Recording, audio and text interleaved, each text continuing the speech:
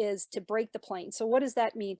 That means that when we move the puck basically low to high up to our quarterback, we want our quarterback to be able to pull that puck in towards the middle of the ice past the mid lane.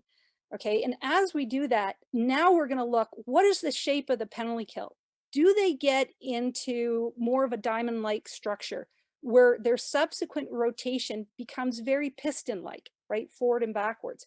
Or are they becoming stacked, like what's drawn here in this picture, and where their subsequent motion is now more pendulum-like? Because I can tell you, if they're in a stacked position and they're more pendulum-like, okay, what's not going to be there is probably any through passes from flanker to flanker, okay? But what you are going to open up is the perimeter of the ice and all these different options that you're able to generate through your flankers on the side.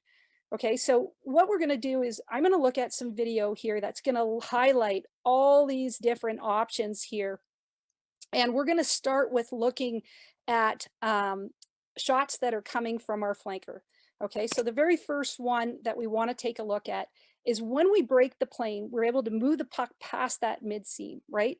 What we're trying to do is we're trying to draw the top two penalty killers and catch them on one side of the ice or the other. That's going to open up the opposite side of the ice and allow for our flanker now to be able to come through this area with speed and potentially get a puck through to the net. So I have a couple of clips here that I want to be able to show you. So this first clip here, sorry, I'm going to take down my volume for us. Okay, this first clip here, we're watching Toronto. Okay, Toronto's in white.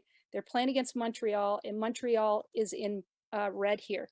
And right away, because this is off of a face-off, right?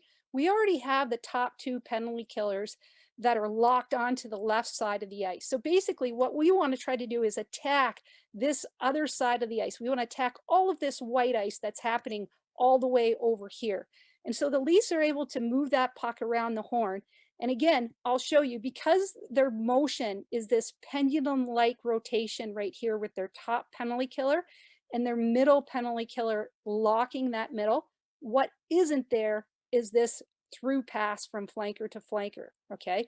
But now what we do have is all of these options basically here happening off of our flanker, okay? And what we want to basically try to create ultimately is this 2-on-1 here, all right? With, if I highlight between our flanker, our goal line player, and the strong side defender. And essentially, really, it's almost a 3-on-1 between the flanker, the bumper, and the goal line player, all right?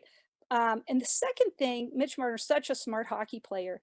Okay, the second thing that this guy has now got to look for is, what is this player taking away? And if we take a look at his stick, right now we can see that he's taking away any passes through to the bumper for a redirect, all right? The other thing is, because we have an outside shot here, we have a clean lane to the net. So we can either move this puck down to the goal line player, or we can take a shot. Obviously, in this case, because we have such a nice net front presence happening here, of course, we're going to shoot the puck, and the puck's going to just rebound out here to the bumper for a second pretty good opportunity at net for